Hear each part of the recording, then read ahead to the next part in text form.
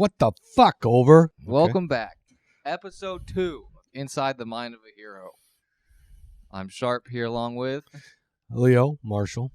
Yeah, we tried video the other day. It didn't work out very well. Yeah, we tested it out a little bit. Yeah. Got to get some better lighting. But Well, it's the thing is, we've been sitting on our asses for, 2.5 weeks almost.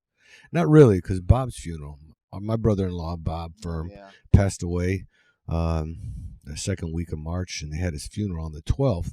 And I called off work a couple of days. I called off for the 12th for the wake and 13th for the funeral. And what'd you say? Anyway, so then they on the 14th, the school city of Hobart, for us move-ins, canceled school for the rest of the month. And then after a while, I think it was to April 7th, and then they canceled it till 1 May. So we're not going back to school until 1 May, if we go to school at all. But the whole point of this is telling you that we've been just sitting around on coronavirus isolation, haven't we? That's true. I've been working. Yes, the you beer, have. The beer industry has not gone down. Last week, though, I think all of the liquor stores were freaking out a little bit, and they over-ordered. So we were stuck at work. So we start at 4:30, and we work until all the pallets are done. So when I first started, we'd get out around, 9:30, 10 o'clock. We were there till 2 a.m. one night. Yeah, getting all that alcohol. Yep. For all of us guys that like to sit around and, Drink beer. quaff a few beers. That's right. But, yeah, I think this week, all the liquor stores, since they found out they're essential, They are. we've been getting out around 9:30, 10 o'clock. You know what I read in the paper the other day? Matter of fact, I think it was yesterday, that doctors and scientists are saying that we can't cut off the alcohol because then you're going to see people going to the hospital going through DTs, withdrawals. Yeah. Yeah. I thought that was a little bit crazy, but, if that's what they're going to worry about, That's true. good for us. Got to keep people healthy as long as they can. Mm-hmm. I did hear, I was watching another podcast, and there's a comedian who is a avid drinker when he's on tour. Mm-hmm. And they do, I know some of you listening to this might know who Bert Kreischer is, and Tom Segura, and Joe Rogan, and Ari Shaffir. They do this thing every year called Sober October, where they all stop smoking. Sober October, is that Sober what you said? October. They all stop smoking and drinking for a month. And they have this little fitness competition to see who's the healthiest at the end of the month. What do they do? Last year or this past year, they got these things that you wear them when you exercise, and it tracks literally everything. You know how Like your Apple Watch? but even more so. It tracks your sleep schedule. It tracks this. It tracks that, and it gives you recommendations on what you need to do or should do maybe to stay healthier. But what am I trying to say? When they first did it a few years ago, they were all worried about this comedian Bert Kreischer because he drinks so much and does all these things, and they said if you just stop cold turkey, that could be even worse for you than if you kept going. Right. That could send you into withdrawals. And he was like, "What? Epileptic. Oh no, it'll be fine." So he ended up being fine, and I was. They did it, and he was okay. Yeah, they do it every year now. Well, how long do they do it? A month. Oh, a whole month. Okay. All right. Mm-hmm. All right. Yeah, that the alcohol, delirium, tremors, withdrawals. I remember when I was over in during Desert Storm, we just got there. We were in Saudi Arabia, and everybody's trying to get their haircuts from this, guy who's going to play barber. And this kid, he must have been going through some serious GTs because he couldn't hold that razor. Yeah. And when he was doing my head, his hand kept bouncing up and down. Ah. I had little tufts of hair all over, like a little forest on my head. I looked at it, I said, "Get the hell away from me!" And I got up and I ran to the where I knew these black guys were giving haircuts. Mm-hmm. They like giving haircuts. They do a good job. I said, "You got to fix me. You got to fix me." And they all laughed at me. I said, "This is not funny." "Yes, it is." Okay. And they all laughed. I sat down. He trimmed off the rest of the hair. But I've seen the withdrawals in people. Yeah. At least this guy. And it's a scary thing. They can't help it. They shake all the time. So I've never gotten like that. I mean, in college I drank a lot, and then I'd stop, and there would be no urge to. The urge would be to get out and socialize and be with everyone else. Right. And not. I never got. Oh, man, if I don't have a drink, I'm gonna go crazy, or if I don't smoke, I'm gonna get crazy. If I don't get high, like when I went through what happened last year, and I stopped smoking marijuana finally. Thank goodness. Yeah. There was never an urge to, oh, man, what am I gonna do if I don't get to smoke? What if I don't? It was like, man, it was fun to do it. It was, like I'd get home from work, put on a record, do it a little bit, and it would be all right. But when I finally stopped, it was just there's so many other things I can do, or it wasn't a necessity. Right. So. Yeah, I know. It's for some people it is. Some guys have their gene pool, I guess. If your parents were alcoholics, if your grandparents were alcoholics, sometimes you just fall right into that trap. Yeah, but you and Mom say like our family has alcoholism and addictive personalities. We do it. We do. But when I look at Amanda and I, you're special. I mean, we are full-bred Marshalls. It's true. You got Marshall on both sides of the house there, both families. And like, I've heard that I'm saying like too much in these, so I'm gonna attempt to stop that. But alcohol can be a problem, but as long as you realize you don't have to drink to have fun, that. Correct. And there's nothing wrong with a few alcoholic beverages or adult beverages, I like to call them. But it's when you go out to get drunk, or you're going out to a party to get drunk, then that's starting off a little. Then you got some problems. And I think for a lot of people, that's what happens in college, because it's college culture. Be like, hey, we're going to this house party. Okay, what are we gonna do? We're gonna get drunk, duh. Or when you turn 21, okay, we're going to the bar. Okay, what are we gonna do? We're gonna get drunk. It's your birthday. We're gonna buy you shots. You're gonna puke and black out, and we're gonna have a good time. Yeah. The thing is, that's college, and I understand that. But once you get out of college, just like you are now, you've got to understand that you're in the adult world now. You got to get a job. So, obviously, if you're smart about it, you had your fun in high school, you had your fun with drinking in college, and now it's time to put your feet on the ground and start moving on the path to success. But we're talking about this drinking thing. Initially, I brought up how long we've been on this isolation. Yeah. So from here, let me see if I can find a calendar again. Okay. I'm not close enough. He has an issue with keeping his face towards the mic. Yeah. All right. So that's about 2 weeks. About 15 days we've been isolated now, and we've got 4 more days in March, and then obviously the rest of April. So, you think you'll go back to school in May? May 1st. You know what? I'm looking at a lot of the news coming from different states, most of them out east and California.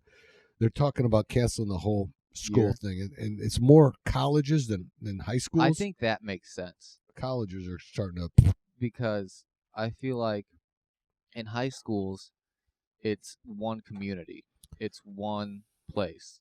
Most of these people you've been there around for most of your childhood. So some people move in, but colleges. Which one are you saying is you can understand better, college or high school? I think it makes more sense to cancel college. Okay. Because in colleges, people say you go to a big school like UCLA out in California, you've got people from all over the world coming to that college, or Art Institute of Chicago, or Purdue University, IU, stuff around there. People are coming from all over the world. And with this now going on, people are going home. Right. And so when they come back, you don't know if they've gotten tested. You don't know if they've got the virus. You don't know if they're carrying it. You don't know any of these things. Yeah, that's a good point. A good point. At least when you're in high school, you're staying in the same community. You're in the same, 10, 15 miles of everyone most of the time. Yeah, especially in this town. Yeah.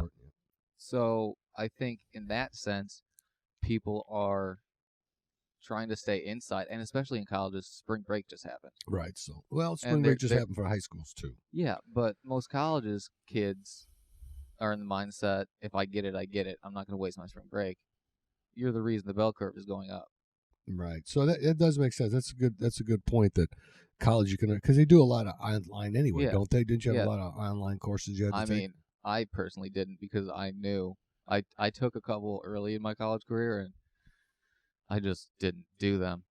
Yeah. Like I barely passed, or because they're online, they're easy to forget. They're easy to forget. You have to really be motivated to do online courses. Yeah, and it's tough. And someone with an attention span like mine, when it comes to that, it just doesn't work. Right.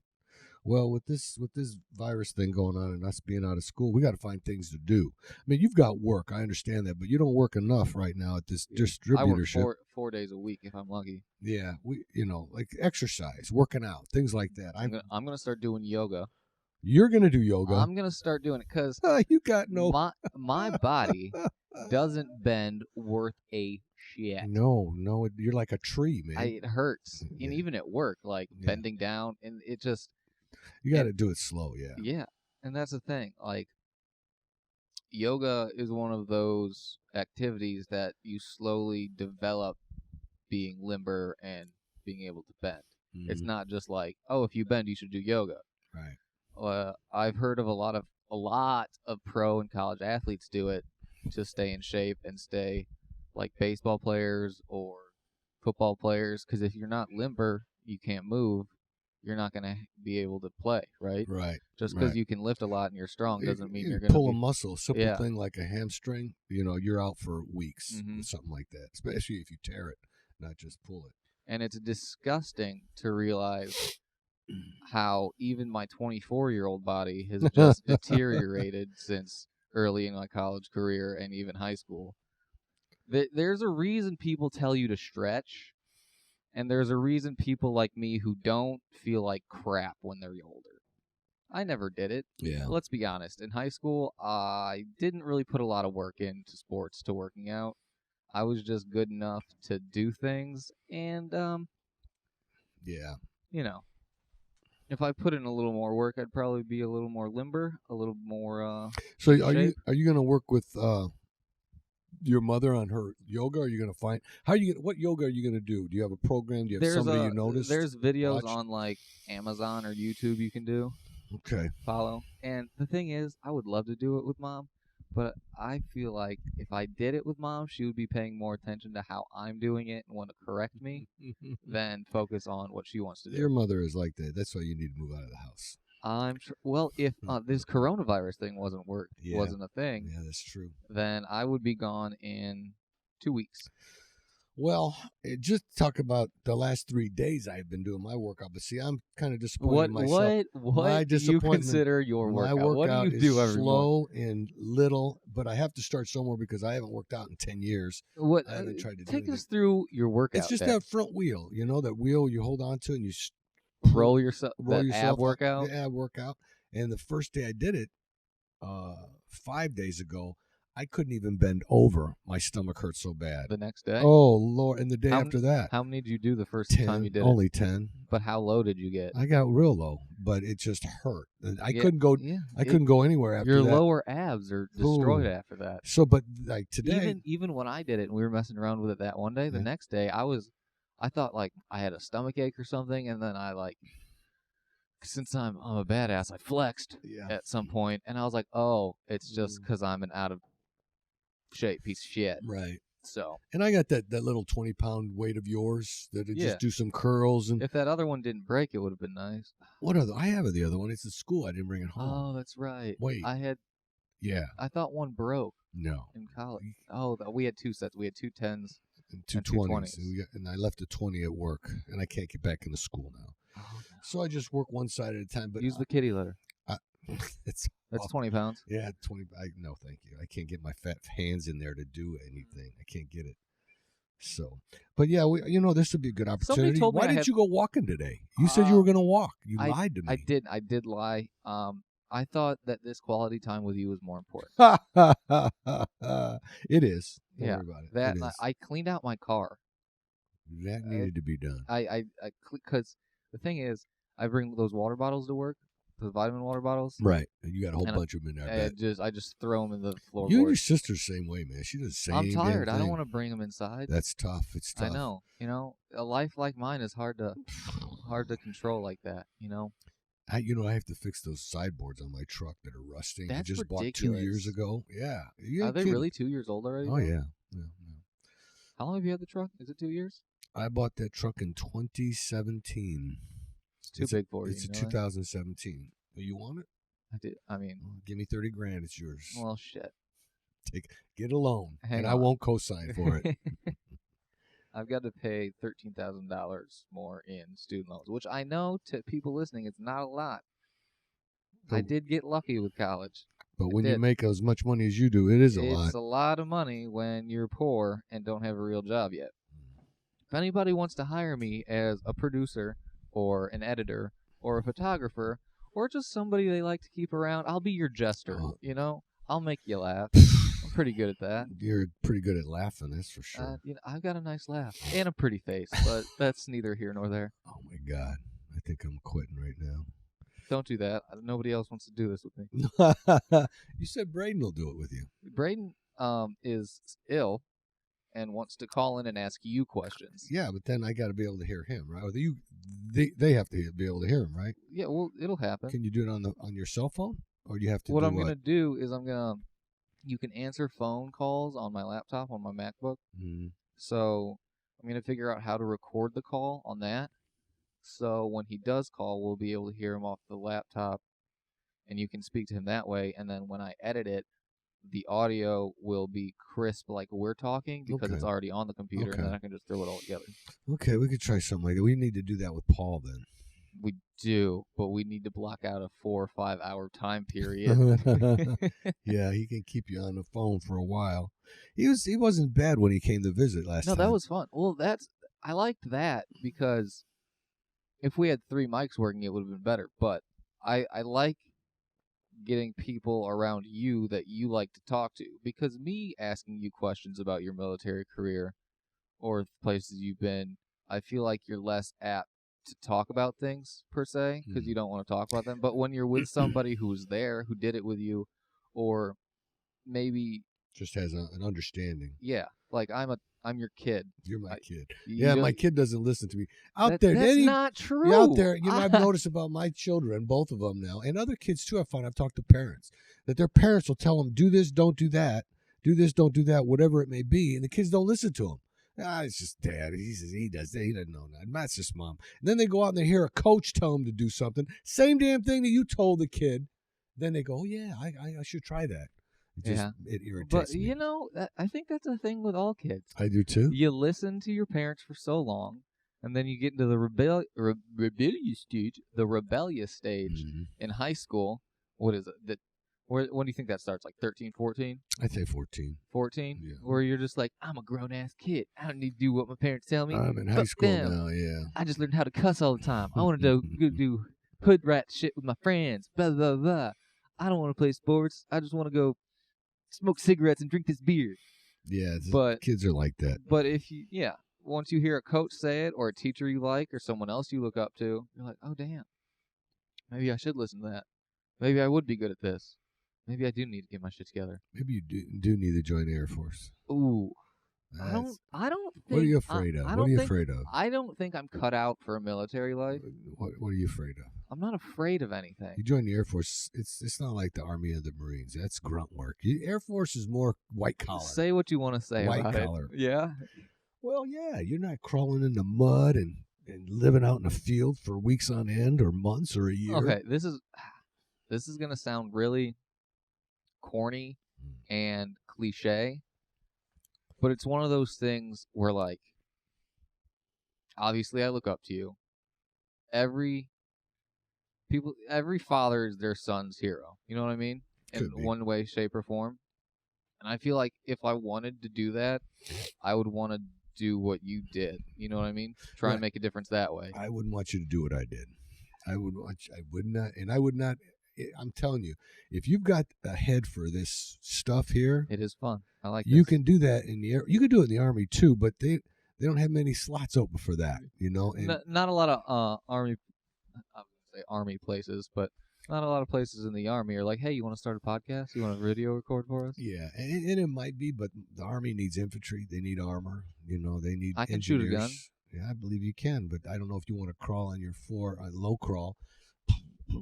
Get over and shoot. 3 to 5 second rushes. You don't know what that means. I don't think my knees are made for that. No, I don't think you could do it. That's And again why you want to join the Air Force. And that sounds very pussy-like of me, but I feel like an 80-year-old man sometimes. And I wouldn't want you to do what I did, honestly. I've told you before, I don't mind suffering or doing things that are hard if I can make it up for my children or somebody else. I would rather me take that on myself. Well, I think you've done that. So I think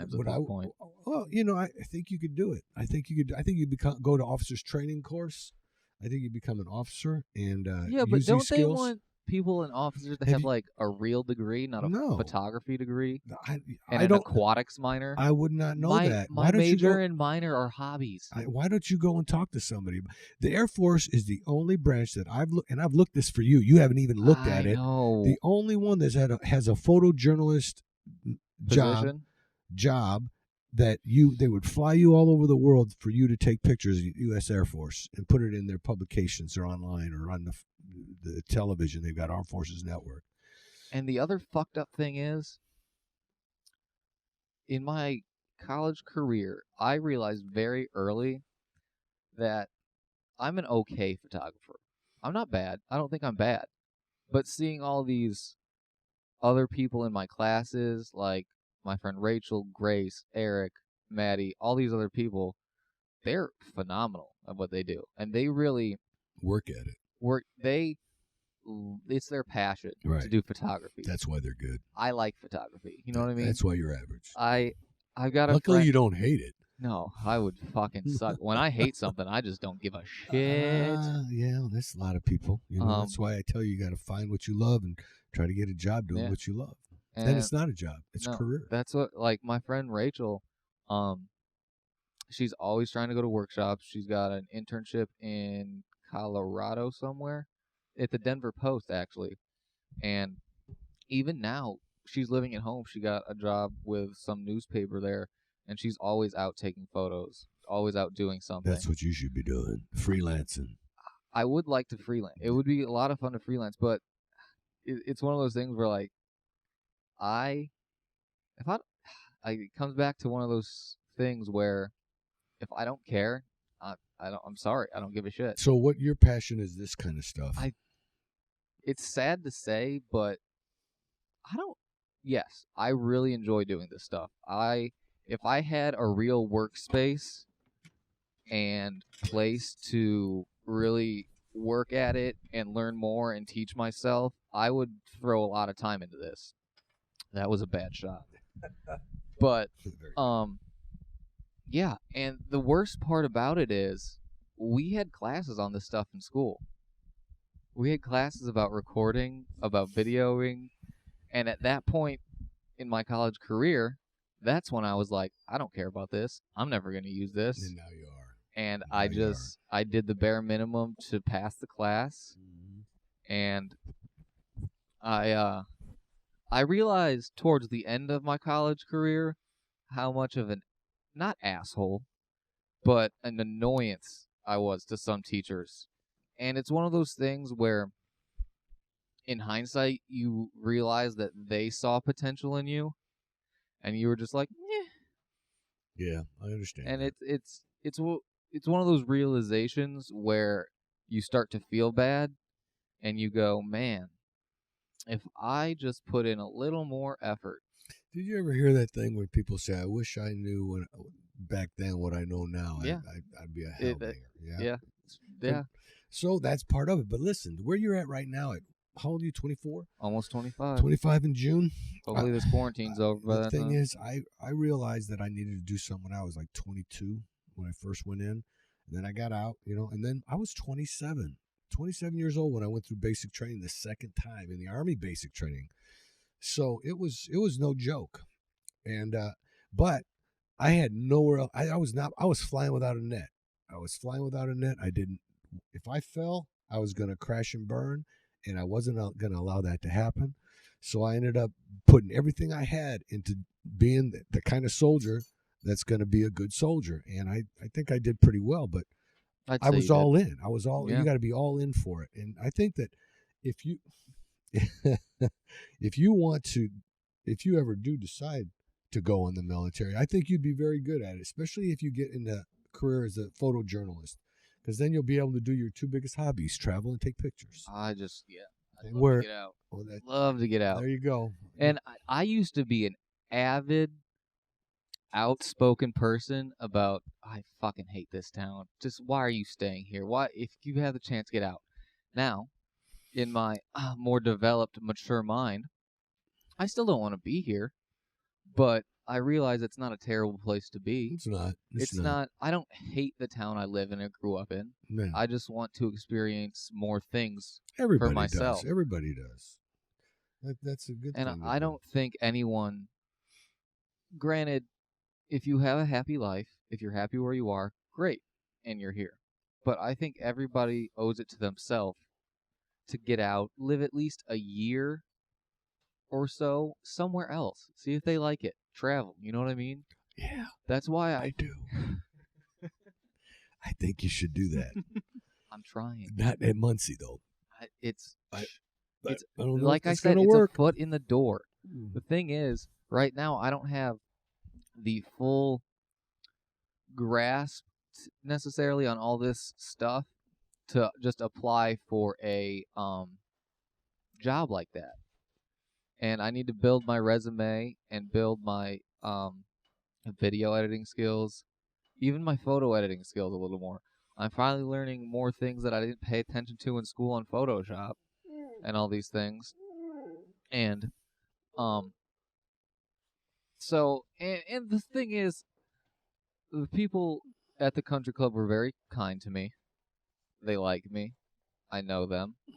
And I think it's a good way to get my foot in the door for this kind of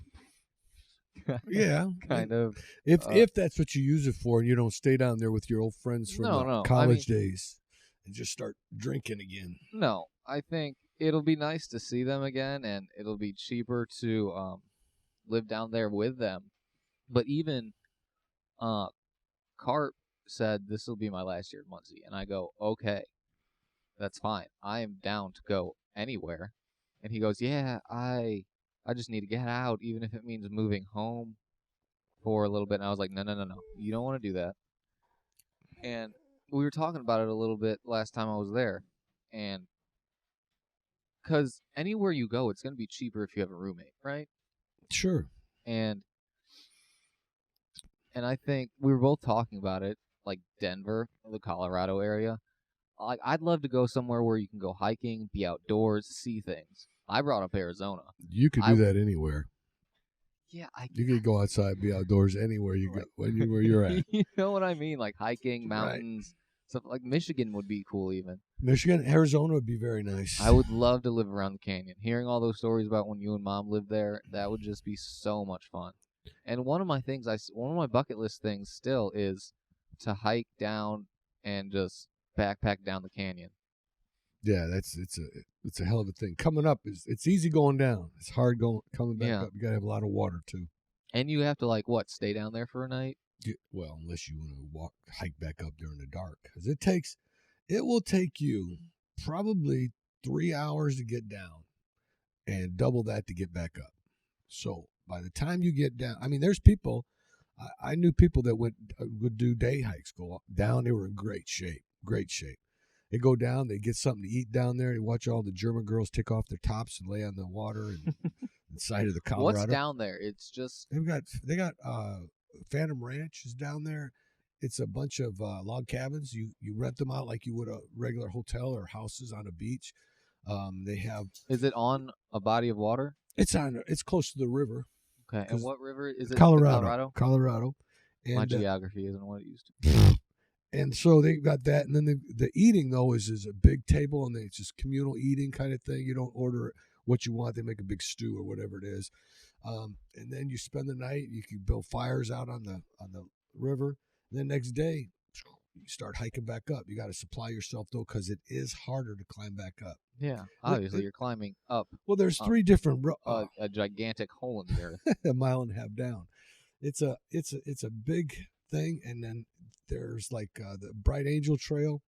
If you wanted to get down fast, you go down Yavapai. It's one of the trails that goes straight down.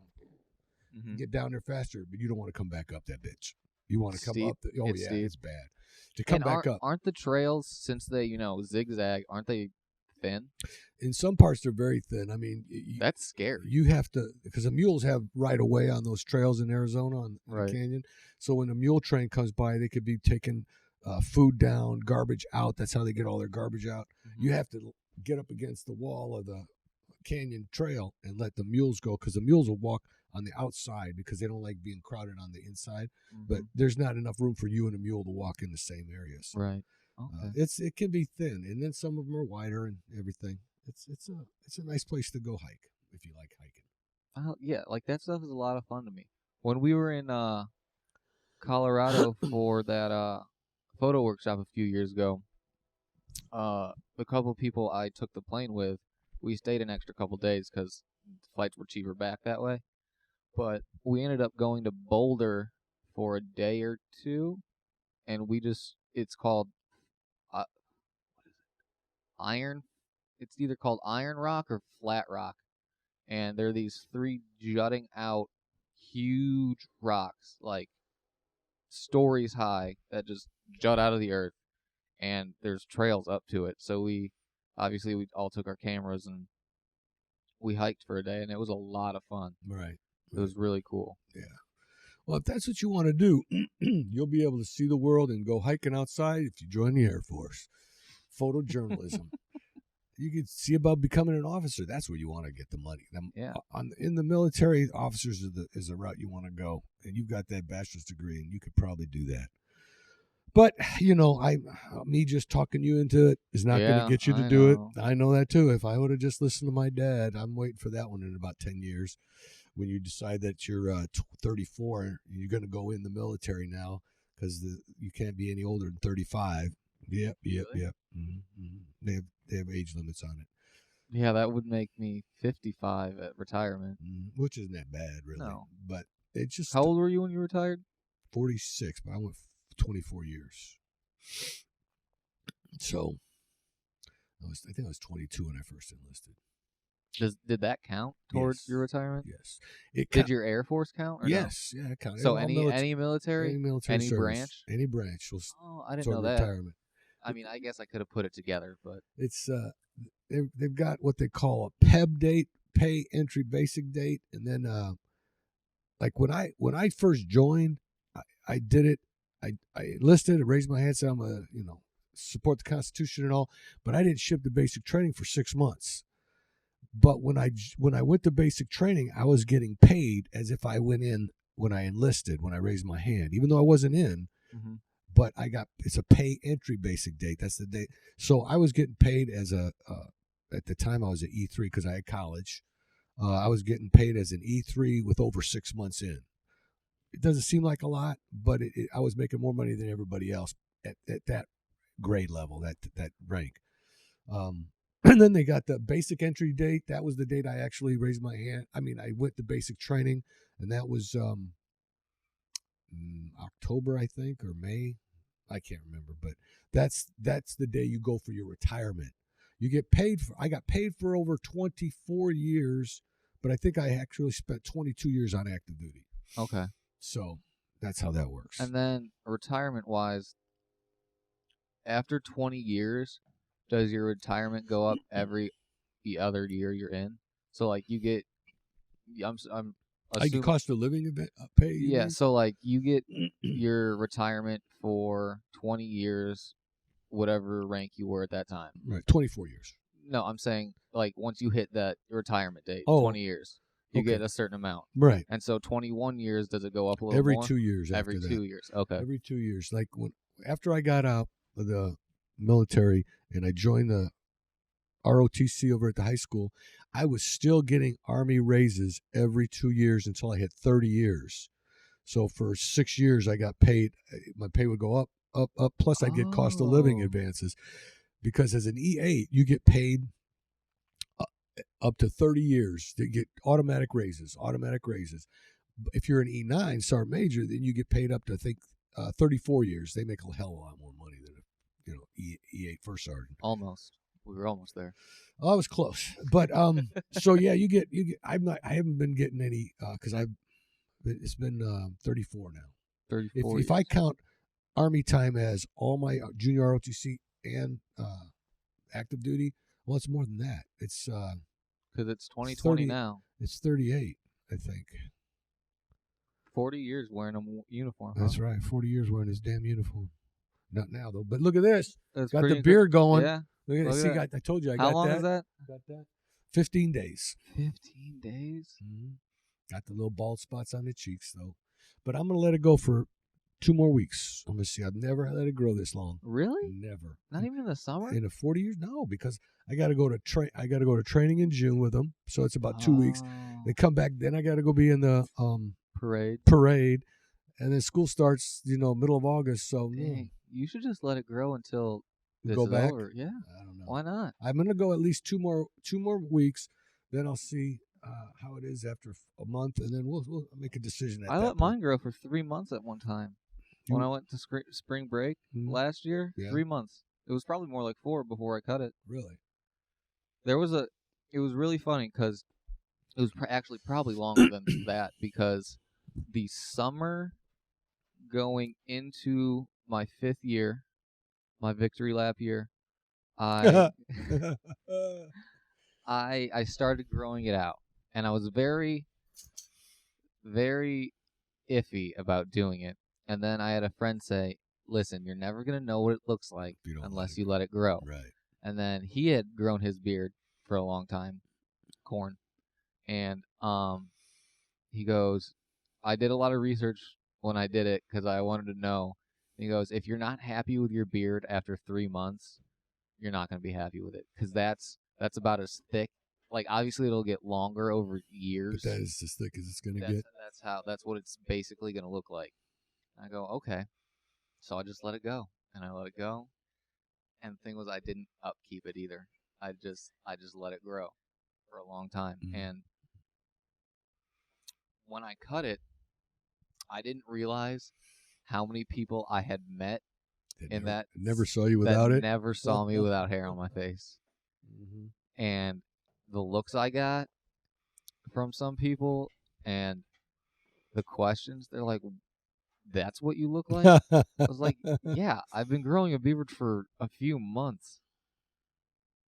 And I was like, that's wild. That's wild to think about how some people didn't recognize me. Mm. They walked past me. And I was like, what? Hey, bud. How you doing? They're like, oh, shit. Yeah. I was like, yeah. It was wild. And then it was really funny to see when I was going back and forth on it. I would post some stuff on my Instagram on should I cut it, should I not? And obviously all the guys were like, no, keep that shit's dope. And then some of the divide in girls being like, no, beards are hot. I'm like, no, cut it. Ew, bleh. Oh, okay. It's so funny. They were all the guys said keep it, and the girls were split. Yeah. It was funny. It was really funny to see, and I'd be like, why? Why? Like, what is it about? They're like, I don't know. I don't think of it.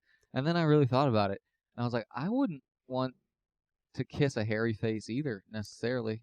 Like, if she had hair, like she was the bearded lady at a circus, you wouldn't want to kiss her. If roles were reversed and I had a hoo-ha and she had a yin-yang. I think they can do that nowadays. So if you're this thinking about it... This is probably a topic we shouldn't get on I don't want to talk about that. Not my own son. You better move far, far away. You ever do shit like that. That's my father denouncing his love for me. That's right. Go to Colorado. You know what I'm thinking about doing? Talk about traveling. I want to get a big rucksack and put a tent in it, a sleeping bag, and head west. How old do you think you are? I'm pretty damn old, but walk. Just walk. I want to walk. I want to walk to San Diego. That's dumb. I want to walk to San Diego. I want to walk through Donner's Pass, see if I can see any people's bones from the cannibalism that went on down there. Why don't you just drive and stop and then walk around? I want to walk. You're never gonna make it. I'm gonna make it. You're gonna break your back. No. Your foot's gonna go numb. No. Your bad back is gonna collapse on you. No. I'm gonna do it. I'm gonna take it. I'm gonna tell your mother. You can barely go for a walk without a cane see now. you in about 6 months. Then I'll fly in a back hospital home. bed. Then I'll fly home. I always wanted to do that. That would be cool. Walk across country. Yeah. I'm sorry, but I think that's just a dream you're just gonna have to keep dreaming about. We'll see. You know how in shape you have to be to do that? I'm in shape. 10 years. It's only been 10 years since I worked out. So, yeah, it's a dream. It would be kind of cool, I think. It would be cool. I think it would be also cool to just drive and just stop wherever you wanted. I've done that. Mark out. Oh, you want to do it? Oh, yeah, it would be. I have a reliable car, too. Mark out. Yeah, well, I mean, the Duke out there is pretty reliable.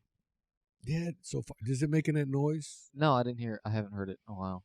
Okay. In a few days. I said a while, but it's if you hear it again, you need to take it, get it looked at. Aren't you supposed to name your car a woman's name? Isn't that a thing? I don't. I think that if you do it, or is that just boats? Mine is a truck. It's a Dodge Ram. Yeah. I call it Ram. How you doing, Ram? What the hell are you going to name your car for? I think it goes more toward classic cars, maybe. Guys will do that, but I don't know. I don't know. I used to call mine Clifford, big red truck. Clifford. I thought that was clever. What about Amanda calling her Gus? Gus. Oh, yeah. Well, that's what she calls hers now, and then she called her old one Rusty. Mm-hmm. But and then I used to call it Clifford, and then last year at school, one time you got an oil change for me, and they put the Duke of Oil sticker on the back, and throughout getting it washed and stuff, everything came off but Duke. And so my roommate, Billy, he just called it Duke the one day. And I was like, what the fuck is that? Why? He goes, it's the Duke. The Duke of Oil, yeah. And I was like, okay, I can dig that. So we just call it the Duke now. I've never named vehicles. I haven't either, really. I thought Clifford was clever. Clifford was clever. I need to get that. I need to take mine and get that one that rust off. I think I'm going to get it detailed. I need to get mine detailed. $250 for my truck. The guy said this takes a lot of work to buff it out. So. I need to get it repainted. I need to get a new fuse box cover. I need to get that panel on the inside fixed. There's a couple dents that would be nice to buff out if that was possible. On the roof and the hood from stepping on it in college. Man, we used to use it all the time to get on our roof. We'd pull it up right up against the garage, and the bed wasn't high enough. And I was like, "Yeah, let's just get on the roof. It's right there." And then the front driver's side corner is the one that's dented, and that's because I was like, "Hey guys, I don't want you stepping on the entire roof. Just step on this part to get on. It'll be safer, right? And it'll keep." No. So everybody stepped on that one side. So. I just fucked up my car even more. My truck. Your truck. Yeah, well, then you always made little bathtubs in it too, didn't you, with the tailgating? That was the best thing in the world. The first time we did it, me and my sophomore year of college, me and one of my roommates, when we lived in that disgusting house, that 5-bedroom house, where I had the Harry Potter room right off the living room. Yeah. We went to Walmart, and they had kiddie pools for $5.99 each. So we bought 2 of them. And what I realized, it was one of those pools where you have to stand up the edges like we used to have in our backyard. Yeah. I realized that it fit perfectly in the bed of my truck, and it came up to exactly the... Oh, really? Yeah. So we would fill it up that way and take it to tailgates. Man, everybody came to the tailgate. Came to the truck. I bet. Because what we realized is we couldn't fill the truck up all the way, because as I was driving it there, water weighs a lot. Yes, it does. But as I would stop at stoplights, the water would come splashing back, yeah. and the people sitting in the back like were the wave pool. So we would fill it up about halfway and take it to tailgate, and man, people from all over the lot, parents, cops, what are those undercover cops called? Narcs? No. Well, fucking narcs. No, but what are they called? Shit. Detectives. No. They go to like security. Stop it. They go to like college events like that to like watch for underage drinking. Oh, what are they called? People that watch for underage drinking. Whatever. Yeah, okay. Cops in like street clothes. And you could notice if they were like adults at the tailgate coming over and talking about how cool it is, because you could kind of tell they were drunk, or you could tell if they were the cops because they would just like stand by. And after a while, the pool just got disgusting, so we had to throw it away. And then I just bought cheap tarps. Yep. And yes, you did. I would bungee cord them to the wheel wells, just all around to keep it on, and that way we could bring it up. I remember one time we were at tailgate with it, and it was one of my last tailgates I did it at, I think. And one of our friends it was that parents' weekend you guys were at, where we were playing Beersby with a frisbee. Yeah. Oh yeah, that was fun. That was fun. That's one of my favorite outdoor drinking games. I wasn't talking about that, but okay.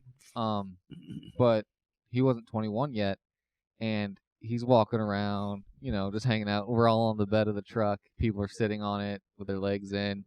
He's there, and then a cop comes over and stands right next to him, and we all think you're in trouble. He's going to jail. He's getting a ticket at least. And cop sits there, puts his arms up. Langman looks over, throws his beer in the pool, and just stands there. And the cop looks at it. He goes, "Man," splashes the water. "This is pretty cool." We're like, yeah. Yeah. So it was a lot of fun. So let me ask you a question, though. Out of all the tailgate parties you went to, how many games did you go to, football games, in your 5 years? Like after tailgate or just in general? In general, altogether. Less than 10. That's not big. So it was all about the tailgating. It's all about the tailgate. Partly because once the game starts, tailgate ends an hour after game time. And at that point, you really have to take your car home or like park it. And so we would always get a sober driver, of course, and take it back home. And at that point, you're already intoxicated. You just kind of want to take a nap, right? And get ready to hopefully celebrate the win a few hours later. But when it came to Ball State football, you would just celebrate the day because we didn't win very often. No. Although we do have a kid that I was friends with. His brother is actually on the top list for draft picks right now. Really? He's a lineman. Is Ball State D1 school? Yes, in football. Yeah, I think every couple years we play Notre Dame. Every couple years or every other year we play IU. But yeah, so that was really cool to see his brother do well. I met him a few times, but obviously he was always hanging out with the football teams. It was kind of cool, that second house on Rex we lived on with the 2-car garage. Right. We lived across the street from the football houses. Right, yeah. So that was kind of cool. Every once in a while, a handful of times, they'd come over and hang out, or not necessarily hang out. They'd drink because we'd be in the garage, and we had a huge pong table, and just be playing pong and hanging out. We had a big TV in there, dartboard. That was one of my favorite houses. As much trouble. Second one? Yeah, as much trouble as we went in getting out of that house, the mess we left. Oh my God! And then we had to go talk to the lady renters of the place because your friends are jerks. That was piss poor on his part. I mean, I think we all could have helped a little more. I think you helped enough. I think they didn't help at all. So yeah, everybody but you should have helped a little bit more. We're the ones that paid the money. Oh yeah. No shit. Nobody else paid a dime. And they wanted us to pay the whole thing. Your mother was pissed. I know. Oh, I had to tell her to go outside while I talked to the lady. I remember that.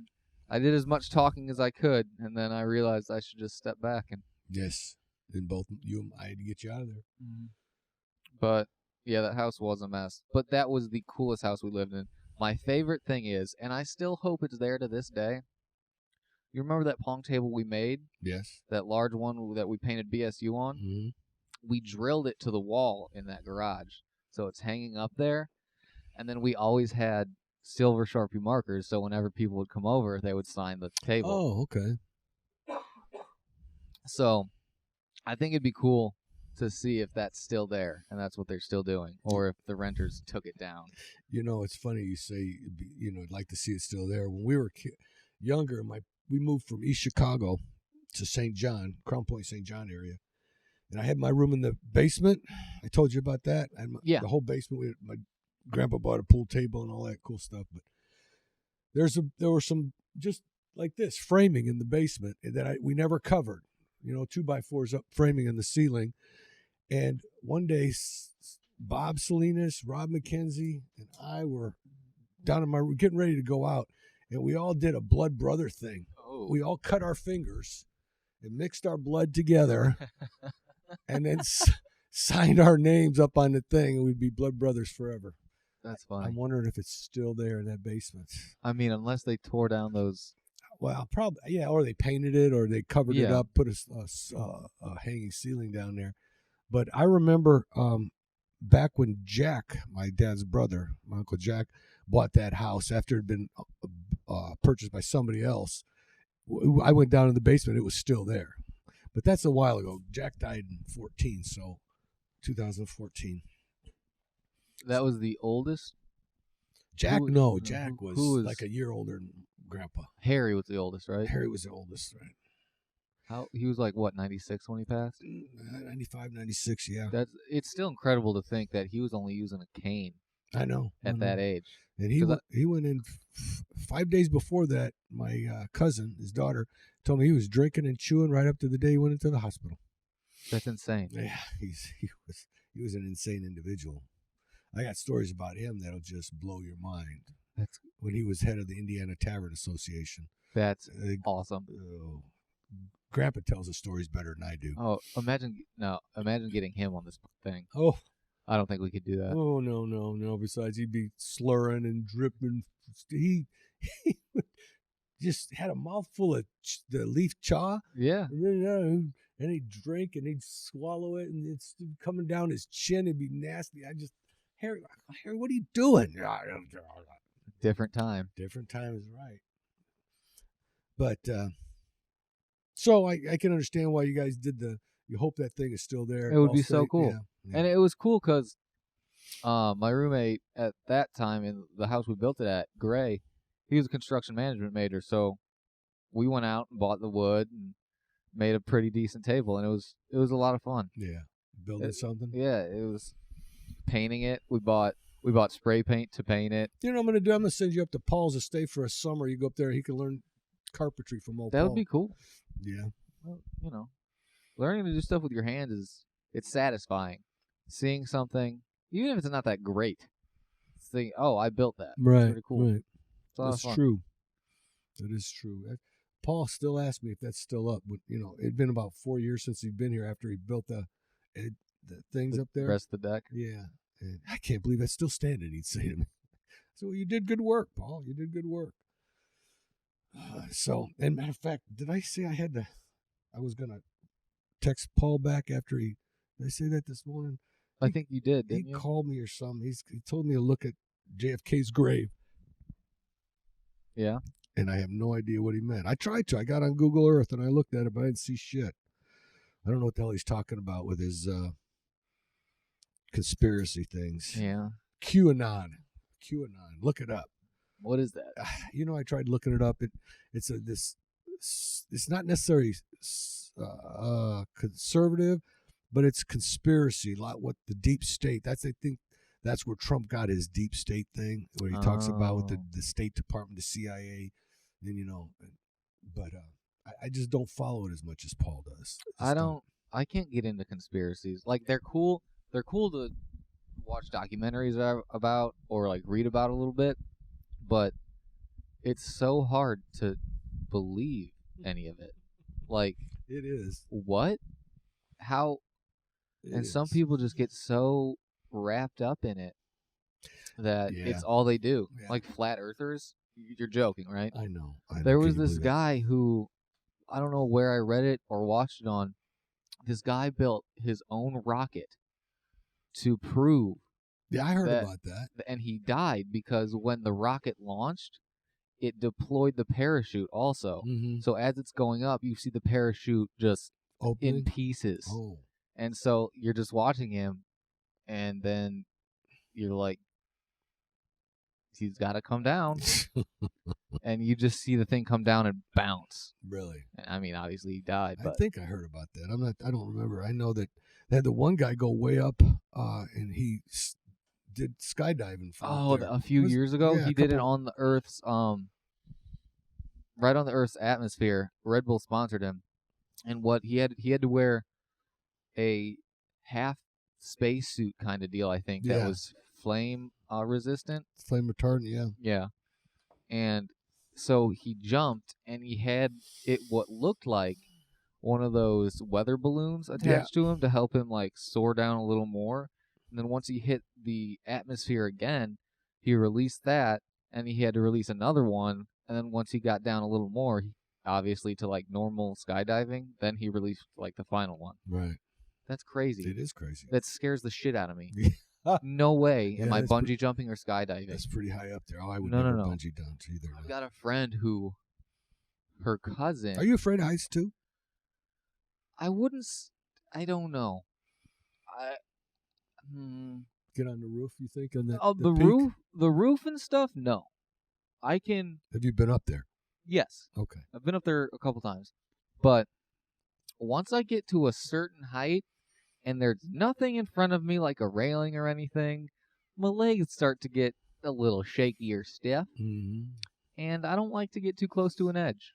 Well, then you wouldn't like going to the Grand Canyon and hiking down those trails because it's close. The edge is close. Yeah, but there's another one on the other side that like goes down, right? Not necessarily.